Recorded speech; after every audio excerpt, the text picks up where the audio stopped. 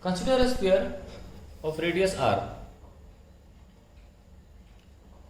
with charge density distributed as rho r is equals to kr.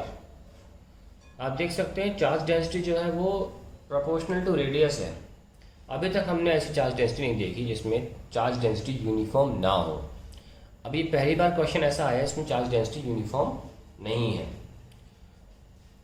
और कब तक के लिए? जब तक स्फीयर के अंदर है आप, तब तक जब तक चार्ज है स्फीयर के अंदर तब तक चार्ज डेंसिटी रेडियस के प्रोपोर्शनल है, और वो तुरंत जीरो हो जाती है जब आप स्फीयर खत्म कर देते हैं। यानी कि स्फीयर के अंदर तक ही तो होगी, उसके बाद तो हवा ही हवा है।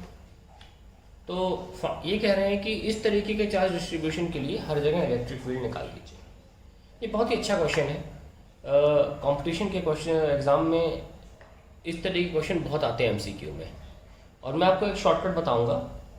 अगर इस तरीके की चार्ज डेंसिटी दे रखी तो आप इलेक्ट्रिक फील्ड तुरंत बता पाओगे। बोर्ड एग्जाम में, सॉरी जेई मेंस और नीट एग्जाम में चार्ज डेंसिटी जो रो है वो कई प्रकार से आती है। कभी लॉग के फॉर्म में दे देंगे, कभी फ्रैक्शनल फॉर्म में दे देंगे। लेकिन अगर इस फॉर्म में देते हैं आर के फॉर्म में, इसमें आर की पावर 1 है, ऐसे अगर देंगे कि आर पावर एन होगा, अगर सपोज आर पावर एन है, तो मैं आपको एक शॉर्टकट बताऊंगा जिससे आप इलेक्ट्रिक फील्ड तुरंत लगा पाता हो कि वो सॉल्व नहीं करना पड़ेगा इन पेपर्स में। No, it's a very good question, it's an exemplar question, just see how we solve it. तो हमें इलेक्ट्रिक फील्ड निकालनी है at all points R. All points R का मतलब होता है, देखो इस पेज पे जगह तो है नहीं, ठीक है, तो I am making it in this page. Let's सी।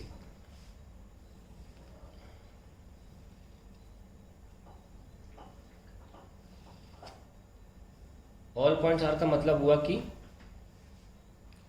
बाहर पी पॉइंट पे, सरफेस पे और अंदर, ठीक है, इनसाइड पॉइंट।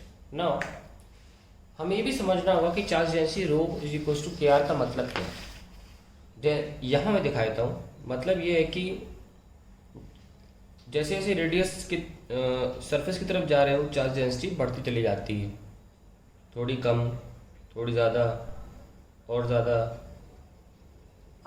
और ज़्यादा। तो इस तरीके से डेंसिटी जो है वो इंक्रीज होती चली जा रही है। इस तरीके की डेंसिटी के लिए इलेक्ट्रिक फील्ड कैसे निकालें देखते हैं। आइए इस पेज पे हम सिंपली गॉस थ्योरम लगाएंगे। हमको पता है हमें जहाँ पे निकालना होता है वहाँ के लिए हमें गॉस थ्योरम, सॉरी एक गॉसियन सरफेस बना लेते हैं कि, तो हमने स्फीयर बना लिया। और लिखिए इसके बारे में कि electric field into area of the Gaussian surface is equals to charge upon epsilon. ध्यान रखें ये जो है डिस्टेंस यहाँ से यहाँ तक ये आर है, और ये जो है वो कैपिटल आर है। रख दीजिए आंसर में E into 4πr² is equals to Q by epsilon. जैसे हमें महसूस हुआ अरे हम तो सॉल्व कर लिए, बहुत ईजी है, तो तभी ध्यान आया कि सवाल में कहीं भी क्यू लेटर नहीं दिया है, आपको जीरो मिलेगा। आपको रो दिया है, अब उसका फ़ायदा उठाइए। अब हमारा यूनिफॉर्म नहीं है चार्ज डेंसिटी, तो हम Q बराबर रो इंटू वी नहीं लिख सकते डायरेक्टली, और ऐसे लिख लिया कि rho into 4/3 pi capital R cube. ऐसे नहीं लिख सकते यहाँ पे कि हमने पूरे सरफेस में, पूरे जो गोला है इसके अंदर चार्ज हमने निकाल लिया सीधे वॉल्यूम मल्टीप्लाई करके। इसकी वजह यह है कि ये जो रो है ये बदल रहा है, ये यूनिफॉर्म नहीं है। और जब भी चीज़ें यूनिफॉर्म नहीं होती, चेंज होती रहती हैं, तो फिर हमें उन्हें कलेक्टिवली ऐड करके निकालने का तरीका होता है बाय इंटीग्रेशन।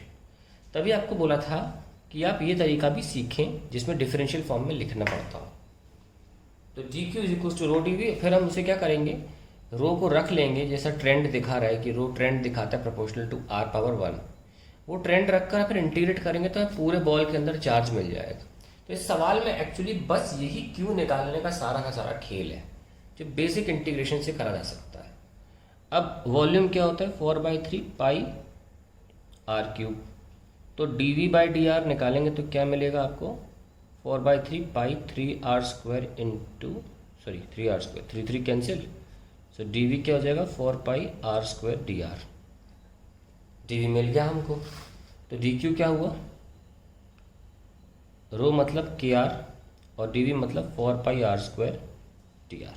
लीजिए इसको और फर्दर सॉल्व कर लेते हैं। 4πk are cube D R. तो हमारा फाइनली डी क्यू आ गया और हम यहाँ रख और हमारा जो क्यू है वो इंटीग्रेशन करके आएगा। असल में वहाँ क्यू रखना है ना, कहाँ से कहाँ तक, 0 से लेकर कैपिटल आर तक। वेरी सिंपल इंटीग्रेशन, फॉर पाई के इंटू आर पावर 4 अपॉन 4 0 से आर, ठीक है। और फिर फाइनली ये 4 से 4 कैंसिल, क्या बचा, पाई के आर पावर 4। सो 0 तो रखेंगे नहीं, तो हमारा ये आ गया क्यू। आइए अब इस क्यू को यहाँ रख लेते हैं। Electric field into 4 pi R square is equals to pi K R power 4 upon कुछ नहीं है, तो पाई से पाई कैंसिल हो जाएगा और इलेक्ट्रिक फील्ड आ जाएगी के R square upon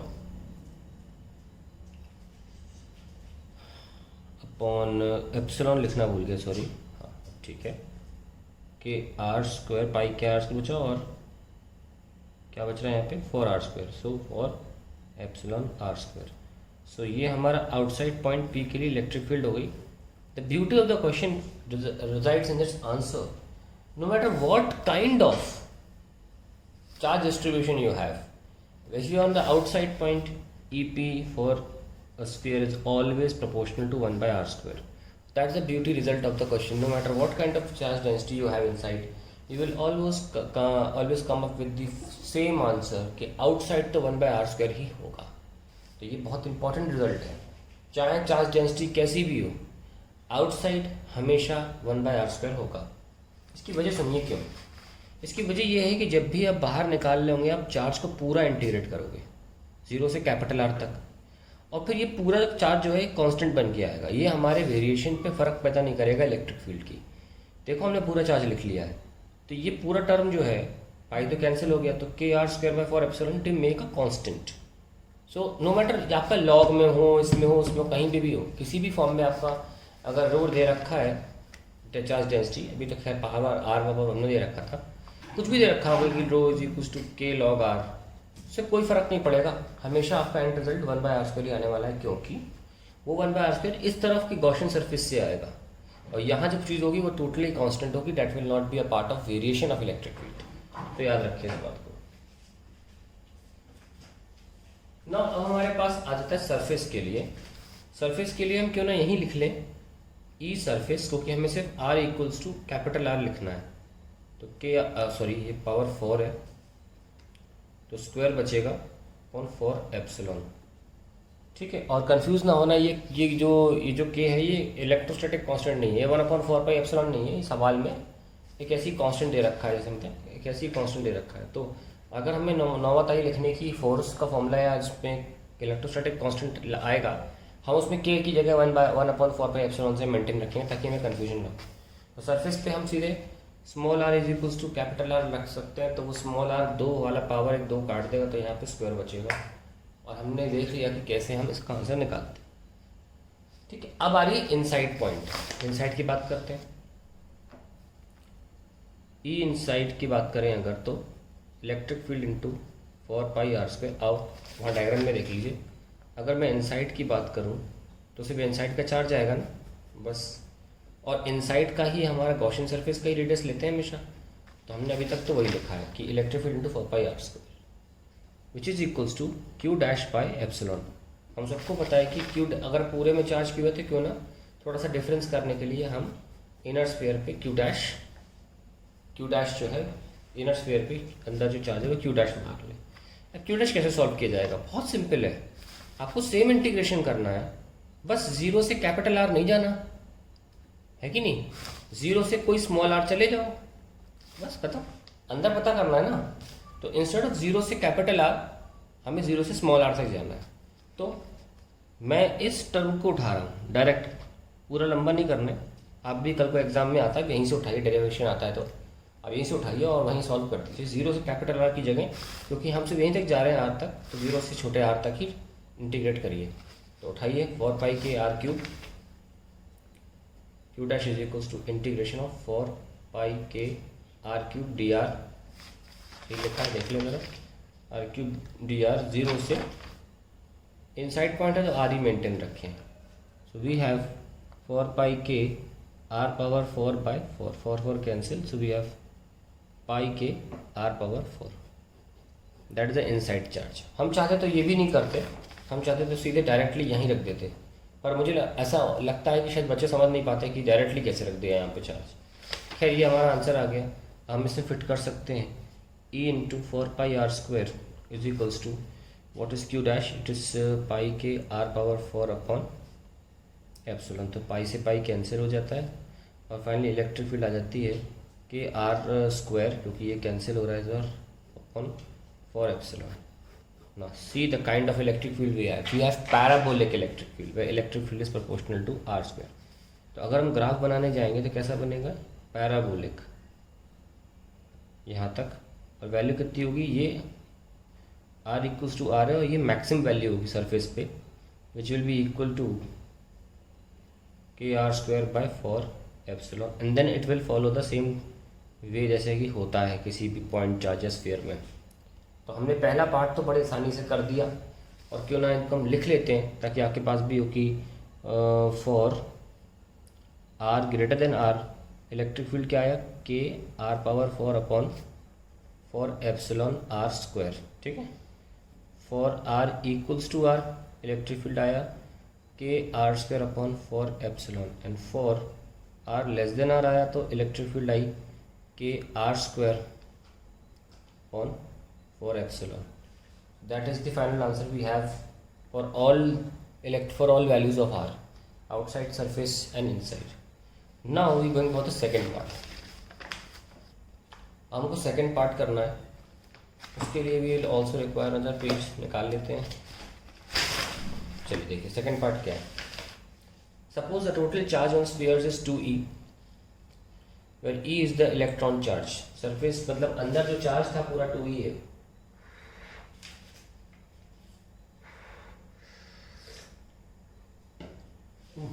Suppose the total charge on sphere is 2e and e is the electron charge. Where can two protons be embedded such that the force on each of them is 0? Assume that the introduction of the proton does not alter the negative charge of distribution.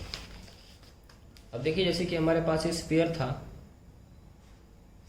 और उस पूरे sphere में जो हमने Q निकाला था ना, पाई K R power 4, उसकी वैल्यू 2e के बराबर दे रखी है, यानी कि इलेक्ट्रॉन चार्ज है. और प्लीज़ ये ना भूलें, ऊबड़ खाबड़ चार्ज नहीं रखा है, बस रेडियस के साथ बढ़ता चला जा रहा है डेंसिटी. तो अगर ऐसी बात है तो हम ऐसे बना सकते हैं. मान लीजिए ऐसे डेंसिटी बढ़ती चली जा रही है, तो इलेक्ट्रिक फील्ड जो होगी, क्योंकि माइनस चार्ज है, वो इन्वर्ट होगी इस पूरे बॉल ऑफ चार्ज में. चलिए अब वो कह रहे हैं कि प्रोटॉन्स कहाँ रखे जाएं, कहाँ मतलब होता है कैसे, और एट द सेम टाइम उन दोनों के बीच में दूरी कितनी है कि उन दोनों प्रोटॉन्स को एक दूसरे की तरफ फोर्स महसूस ना हो. सपोज हमने रैंडमली रख दी है. अभी डायरेक्टली बता दूँ कहाँ रखने थे, आप कॉन्सेप्ट नहीं समझ पाएंगे कि रखने का भी कुछ कॉन्सेप्ट है. हमें रैंडमली कहीं भी रख दिए तो क्या होगा, ये हम कॉन्सेप्ट क्या लगाते हैं इनके फोर्स 0 होने का, कि ये वाला प्रोटॉन, पहले भी किया ऐसे क्वेश्चन नॉर्मल वाले, दो चार्ज स्टेबल करने कैसे करोगे, ये प्रोटॉन इस पर फोर्स लगाएगा और बीच में कोई चार्ज रख देंगे जो इसी फोर्स से इसको खींचेगा, तो नेट फोर्स 0 हो जाएगा और सिस्टम इक्विलिब्रियम में आ जाएगा. ऐसे ही दोनों को करना है. तो ये जो प्रोटॉन है ये इस पर फोर्स लगाता है इधर, पर एक प्रॉब्लम है, पता क्या, इलेक्ट्रिक फील्ड रेडियली इन्वर्ट होगी ना, क्योंकि नेगेटिव चार्ज है, वो फोर्स लगा रही है इधर, ये इलेक्ट्रिक फील्ड. तो एक चार्ज प्रोटॉन पे इधर एक फोर्स लग रहा है, इधर एक फोर्स लग रहा है, ये दोनों तो बैलेंस नहीं कर सकते एक दूसरे को, है ना. तो अब क्या किया जाए, ऐसा कुछ करना चाहिए. इलेक्ट्रिक फील्ड को तो बदल नहीं सकते आप, हाँ आप पोजीशन ऑफ प्रोटॉन को जरूर बदल सकते हो. इलेक्ट्रिक फील्ड तो एक तरह से फिक्स्ड होगी कि वो rho proportional to K R के हिसाब से, तो इलेक्ट्रिक फील्ड तो इन्वर्ट होगी radially. You can not change that. What you can do is you can try to change the position of the second proton. अब जैसे कि हमेशा रेडियली इन्वर्टेड सेंटर की तरफ जा रही है, इस प्रोटॉन की वजह से एक फोर्स इधर की बजाय अगर इधर होता तो एक दूसरे को कैंसिल कर सकते थे. और ये तभी पॉसिबल है जब प्रोटॉन एक्चुअली में रेडियली अपोजिट रखा हो, मतलब डायमेट्रिकली अपोजिट रखा हो, डायमीटर पे रखा हुआ हो ये प्रोटॉन. क्योंकि जो पहला प्रोटॉन है उस पर तो हमेशा फोर्स जो लगेगा वो ऐसे लगेगा कि डायमीटर की लाइन के अलॉन्ग ही लग रहा हो. अगर आपको उसको रेस्ट पे रखना है तो ये दूसरा प्रोटॉन आपका डायमीटर पे ही रखा होना चाहिए. यहाँ पे रहकर ये फोर्स ऐसे लगाएगा, इसको बैलेंस नहीं कर पाएगा।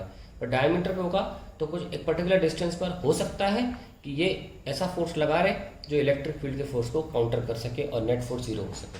तो पहले हमने क्या चीज़ सीख ली, that the proton must be the protons must be placed diametrically opposite to each other। ठीक है, अबाउट द सेंटर लिख लो, about the centre. Now we have this question in our hand.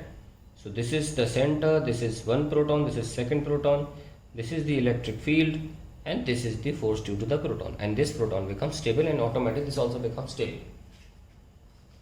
आइए अब हम इलेक्ट्रिक फील्ड का force और ये वाला फोर्स दोनों बैलेंस कर लेते हैं। Force due to electric field and force due to the proton should be equal for net force zero, जैसा कि क्वेश्चन की कंडीशन है। इलेक्ट्रिक फील्ड का फोर्स कैसा होगा, ये कौन है ये प्रोटॉन यानी कि चार्ज इनटू इस आर की दूरी पर जो इलेक्ट्रिक फील्ड होगी, let's write E suffix R, suffix करके लिखा क्योंकि हमारा जो इलेक्ट्रिक फील्ड है वो कांस्टेंट नहीं है, अंदर रेडियस के साथ पैराबोलिक रिलेशन रखता है। तो इस जगह पर जो इलेक्ट्रिक फील्ड होगी आर की दूरी पर सेंटर से, वही वाली यूज करेंगे। नाउ और इस पे कैसे लिखेंगे, दो प्रोटॉन के बीच में फोर्स, और देखो अगर ये आर है तो ये भी आर होगा, डिस्टेंस क्या हो जाएगी दोनों के बीच में 2r, तो यहाँ लिखेंगे के ई इंटू ई अपॉन 2r का स्क्वायर हो गया।